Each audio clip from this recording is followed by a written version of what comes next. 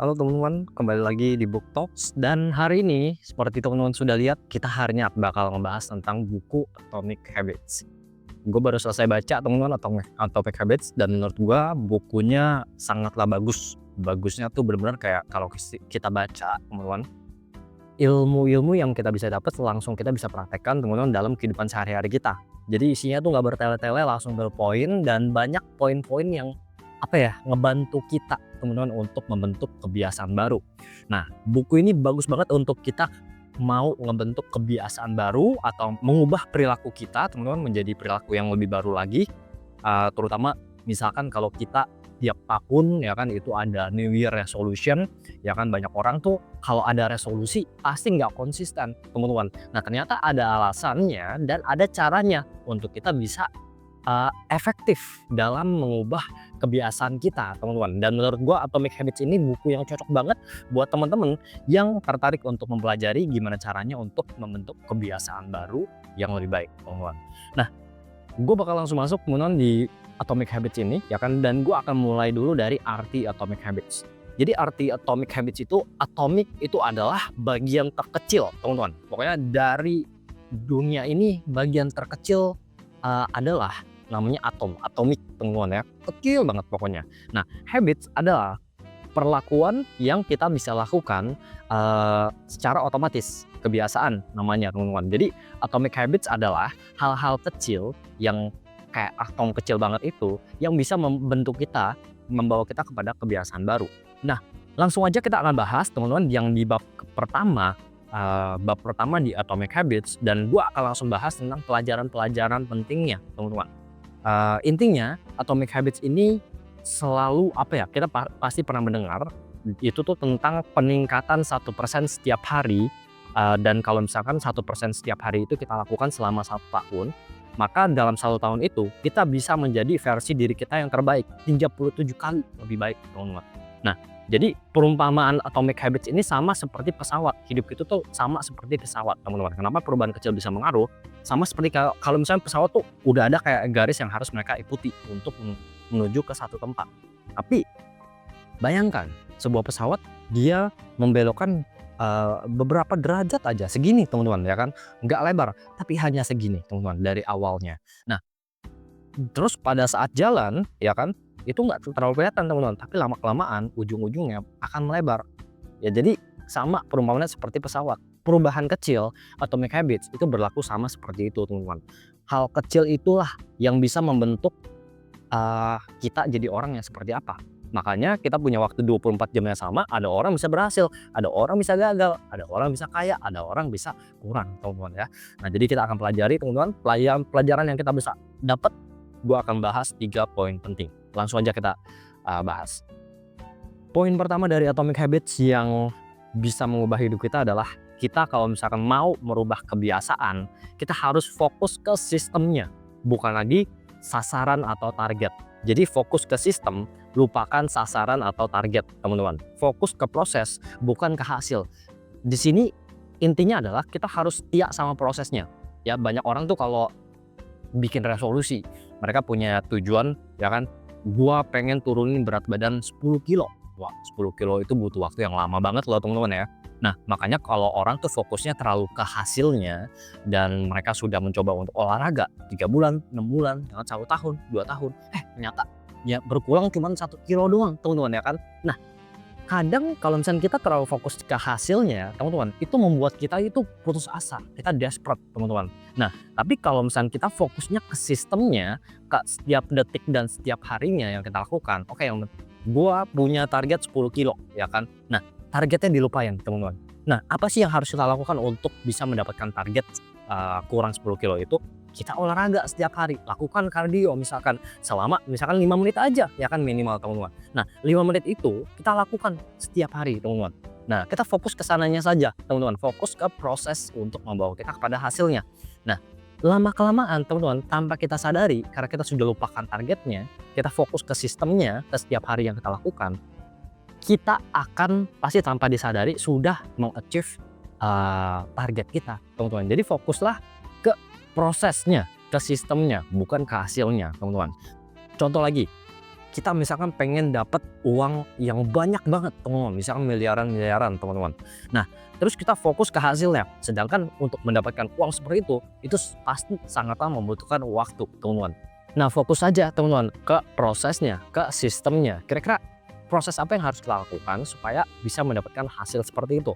Oke, kita inovasi terus ya kan teman-teman, kita kerja ya kan, terus kita coba untuk menabung, kita investasi kayak gitu dan lain-lain teman-teman. Fokuslah ke proses, ke sistemnya. Dengan begitu teman-teman, kita itu komitmennya pasti akan lebih bertahan teman-teman, daripada kita fokus ke hasil dan itu membuat kita putus asa karena kita merasa nggak ada hasil sama sekali. Padahal dibutuhkan perubahan kecil yang rutin teman-teman untuk merubah diri kita. Cara kedua, teman-teman, bangunlah kebiasaan berbasis identitas, bukan hasil. Nah, jadi teman-teman, di Atomic Habits ada membahas tentang 3 lapisan perubahan perilaku. Gambarnya gue tunjukin ya. Jadi ada lingkaran teman-teman, 3 lapisan ini. Pertama ada hasil ya, hasil itu orang pengen menurunkan berat badan segini ya kan, pengen menghabiskan baca buku segini, pengen mendapatkan income segini. Itu adalah hasil teman-teman. Nah, proses adalah perubahan kebiasaan. Oke, gua pengen dapat hasil ini ya kan. Nah, rutinitas yang harus gua lakuin, gua pagi kayak gini, siang kayak gini, sore kayak gini, malam kayak gini ya. Proses itu adalah merubah kebiasaan atau rutinitas kita. Nah, identitas adalah identik. Biasa orang tuh menganggap identitas itu adalah hal yang bisa kita dapat kalau kita sudah memiliki hasil dan kita melakukan proses dan akhirnya kita achieve identitasnya teman-teman ya. Nah, ternyata teman-teman, ada hal yang salah dalam dalam lapisan perubahan perilaku ini teman-teman. Kalau kita salah stepnya, salah langkahnya, itu bisa berdampak kebiasaan kita nggak bakalan terjadi teman-teman. Tapi kalau misalnya kita menggunakan langkah yang tepat, itu pasti akan terjadi. Nah, jadi ada 2 tipe orang teman-teman. Ada orang yang membangun kebiasaan berbasis hasil, ada orang yang membangun kebiasaan berbasis identitas. Gambarnya gue tunjukin nih teman-teman. Biasanya orang-orang kalau misalkan membangun kebiasaan berbasis hasil, mereka akan mulai pertama dari lapisan terluar, yaitu lapisan hasil teman-teman. Nah, mereka menentukan dulu tuh ya kan, gue pengen menurunkan berat badan segini, gue pengen dapat income segini ya kan, gue pengen dapat gaji segini misalkan. Nah, itu hasilnya. Terus setelah mereka sudah menentukan hasilnya teman-teman, mereka fokus ke rutinitasnya. Kalau misalnya gue mau dapetin hasil ini ya kan, nah gue harus mengubah rutinitasnya. Terus setelah rutinitasnya terjadi, mereka berharap teman-teman, mereka akan meng-achieve suatu identitas. Identitaslah yang mereka kejar teman-teman ya. Jadi orang yang melakukan perubahan berbasis hasil, mereka itu mengejar identitas teman-teman. Oke? Nah, tapi ada orang yang membangun kebiasaan berbasis identitas. Ini langkahnya berbeda teman-teman. Langkahnya justru dimulainya itu dari identitas dulu ya. Jadi yang mereka lakukan adalah mereka berpikir dulu, gue pengen jadi orang yang seperti apa sih ya kan, identitas seperti apa yang ingin gue bentuk, gue pengen menjadi orang yang terkenal seperti apa sih ya kan, dikenal seperti apa sih. Nah, kalau mereka sudah menentukan mereka pengen identitas seperti apa, selanjutnya yang mereka lakukan adalah mereka merubah rutinitasnya teman-teman. Setelah mereka merubah rutinitasnya, baru mereka akan mendapatkan hasil-hasilnya. Nah, yang benar adalah membangun kebiasaan berbasis identitas ya kan teman-teman. Ini adalah perubahan yang sangat kecil teman-teman, tapi berdampak besar. Karena apa? Kalau kita berbasis hasil teman-teman, identitas yang kita kejar itu nggak bakalan bertahan karena kita motivasinya kurang kuat teman-teman. Nah, tapi sebaliknya kalau kita memulai dari identitasnya teman-teman, kita itu memiliki motivasi lebih kuat teman-teman. Karena apa? Karena kita melakukan kebiasaan, kita merubah kebiasaan kita dengan kita memperjuangkan identitas yang kita ingini teman-teman ya. Kita pakai contoh, misalkan ada 2 orang nih teman-teman. 2 orang ini adalah calon perokok ya, dan mereka ingin berhenti merokok. Nah, si orang pertama teman-teman ditanya nih sama temennya, bro, lu mau rokok nggak ya kan. Orang pertama menjawab teman-teman, nggak, terima kasih, saya sedang berusaha untuk berhenti merokok. Kedengarannya seperti apa teman-teman? Kedengarannya tuh seperti dia masih merokok dan berusaha untuk berhenti merokok teman-teman. Kayak rasanya berat banget ya. Nah, tapi si orang kedua membangun kebiasaan berbasis identitas. Dia sudah menentukan teman-teman identitasnya dia. Nah, jadi pada saat si orang kedua ini ditanya, teman-teman, "Lu mau rokok nggak?" "Enggak bro, terima kasih. Gua bukan perokok." Bedanya di mana teman-teman? Bedanya orang yang kedua, dia bilang, "Gua bukan perokok." Dan itu berhenti di situ, udah titik teman-teman. Gak ada lagi kesempatan untuk dia merokok. Karena apa? Karena dia bukan perokok teman-teman. Nah, tapi sedangkan yang pertama, dia bilang ya kan, "Gua berusaha berhenti merokok." Rasanya seperti masih berat teman-teman, masih belum bisa melepaskan merokok. Nah, ini adalah perubahan yang sangatlah kecil tapi berdampak besar teman-teman. Ya, jadi kalau misalnya teman-teman mau membangun kebiasaan, teman-teman yang bisa kalian lakukan adalah kalian ubah identitas dulu. Langkahnya pertama, tentukan identitas kalian. Kalian tuh pengen jadi orang seperti apa sih? Misalkan kalian pengen rajin olahraga ya kan teman-teman. Nah, kalian bukan mengejar pengen rajin olahraga, tapi yang kalian kejar adalah saya adalah atlet ya. Saya adalah orang yang fit. Saya adalah orang yang sehat. Selalu bilang di dalam diri kita, tanamkan mindset di kepala kita, identitas kita seperti apa yang kita pengen kejar kayak gitu. Terus misalkan saya ingin lebih produktif, itu adalah berbasis hasil. Yang kita bisa ubah adalah saya adalah orang yang produktif. Saya adalah orang yang kerja keras. Saya adalah orang yang smart kayak gitu teman-teman. Jadi dengan begitu kita memiliki motivasi lebih kuat.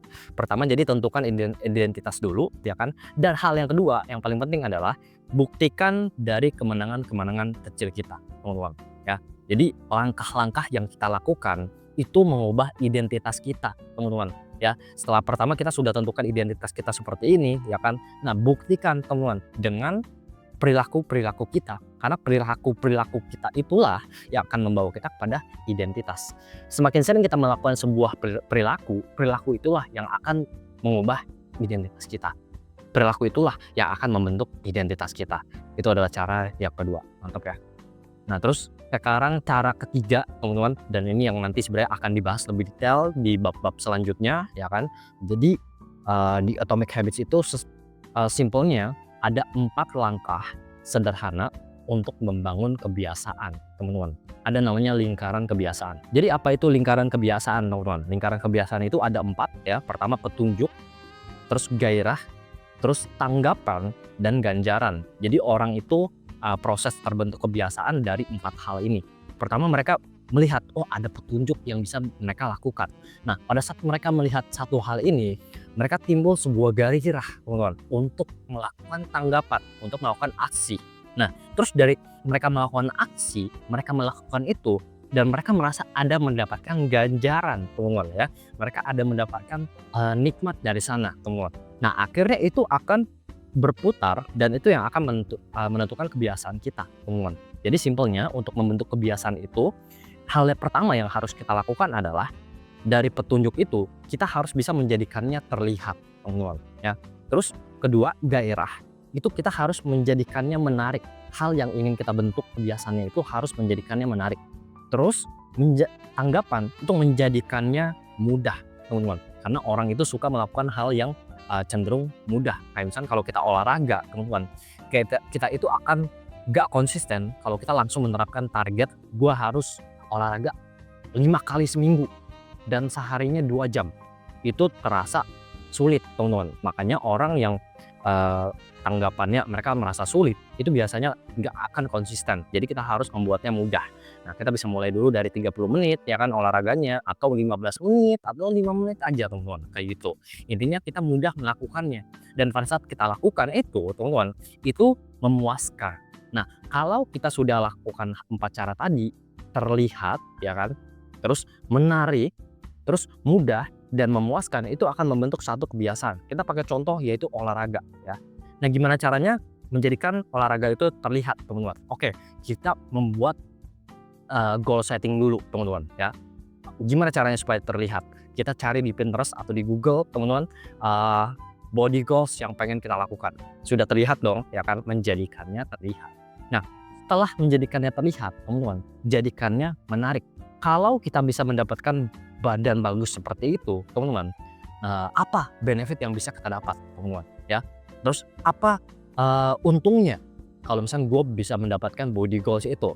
Nah, jadi setelah kita udah tahu untung dan benefitnya, manfaatnya, itu menjadikan kita menarik, teman-teman, ya kan? Menjadikan goal setting itu menarik, tujuan itu menarik. Nah, setelah menarik, kita melakukan aksi dan mulai dengan cara yang mudah. Olahraga misalkan 30 menit dulu atau 15 menit dulu setiap harinya. Ya misalkan let's say 3 kali dulu seminggu atau 2 kali dulu deh seminggu. Nanti lama-kelamaan 3 kali, 4 kali, 5 kali kayak gitu. Nah, terus menjadikannya memuaskan. Misalkan setiap kali kita olahraga, kita mendapatkan nikmatnya, teman-teman. Ya kan kalau misalkan kita merasa yang kita lakukan itu nikmat, yang nikmat itu pasti akan selalu diulangi, teman-teman, ya. Nah, itu berlaku untuk kebiasaan baik. Apapun itu, teman-teman, mau kalian dapat income lebih besar, kalian pengen rajin baca buku kayak gitu ya kan, pengen produktif. Nah, itu kalian bisa lakukan dengan 4 cara tadi untuk membentuk kebiasaan baik. Nah, terus kita bisa pakai 4 cara ini juga untuk mengatasi kebiasaan buruk, teman-teman. Kita pakai lawan katanya aja. Jadi dari yang tadinya menjadikannya terlihat, kita jadikannya tidak terlihat, teman-teman, ya. Terus setelah tidak terlihat, kita jadikannya tidak menarik. Setelah tidak menarik, kita jadikan sulit. Dan setelah sulit, kita jadikan mengecewakan. Contoh, misalkan kita kecanduan merokok, teman-teman, dan kita ingin lepas dari merokok. Apa yang harus kita lakukan supaya kita bisa lepas dari rokok, teman-teman? Yang pertama kita lakukan adalah kita menjadikannya tidak terlihat. Gimana caranya supaya tidak terlihat, teman-teman? Nah, jangan pergi ke Indomaret misalkan, atau jangan pergi ke warung yang ada jualan rokok. Jadi kita membuat rokok itu tidak terlihat sama sekali, tidak pernah ada di dunia ini. Misalkan kita sering beli di mana ya kan, di minimarket kayak gitu ya kan. Nah, jangan pernah pergi ke tempat itu ya. Atau tongkrongan kita isinya perokok-perokok semua. Jangan, teman-teman. Jangan jadikannya terlihat. Jadikannya tidak terlihat. Ya kan, berarti berhenti pergi ke tempat orang yang merokok ya kan, pergi ke tempat jualan merokok. Jadi jadikannya tidak terlihat. Nah, cara kedua, jadikannya tidak menarik. Kebalikannya dari menarik, teman-teman. Di sini kita coba sadarkan diri kita, apa manfaatnya kalau gua berhenti merokok? Apa manfaatnya kalau gua gak merokok lagi? Terus apa sengsaranya, apa konsekuensinya kalau gua merokok, ya kan? Jadi kita menjadikannya tidak menarik untuk merokok kayak gitu. Nah, setelah tidak menarik, kita jadikannya sulit, teman-teman. Jadikannya sulit, misalkan kita gak ada budget untuk merokok, jadi kan sulit untuk kita membeli merokok kayak gitu. Atau dengan cara yang tadi kita berhenti berhenti menongkrong dengan orang-orang yang merokok. Kita jadi sulit untuk melakukan aksi untuk merokok itu tadi, teman-teman. Dan yang terakhir adalah menjadikannya mengecewakan. Jadi setiap kali kita merokok, kita jadikan merokok itu bukan nikmat, tapi kecewa, teman-teman. Berarti kita tuh berhenti untuk membentuk kebiasaan baru. Nah, ini teman-teman, 4 cara ini gimana sih caranya untuk menjadikannya terlihat, menjadikannya menarik, menjadikannya mudah, menjadikannya memuaskan, atau misalkan kita pengen mengatasi kebiasaan buruk, gimana caranya untuk menjadikannya tidak terlihat, tidak menarik, dan sulit, dan mengecewakan. Ini dibahas, teman-teman, di buku ini, teman-teman, ya. Makanya nanti kita akan bertemu lagi di chapter selanjutnya, teman-teman. Dari kurang lebih itu dari bab pertama yang bisa kita dapat dari buku Atomic Habits. Thank you banget teman-teman udah nonton, like dan subscribe kalau misalnya teman-teman suka, dan boleh dibagiin juga dong teman-teman, share ke teman-teman kalian yang membutuhkan, buat teman-teman kalian yang ingin membentuk kebiasaan baru. Yuk teman-teman, kita bagikan manfaat untuk teman-teman kita di sekitar. Jadi kita maju bareng-bareng, bukan cuma sendirian aja. Thank you banget teman-teman. Sampai jumpa di video selanjutnya.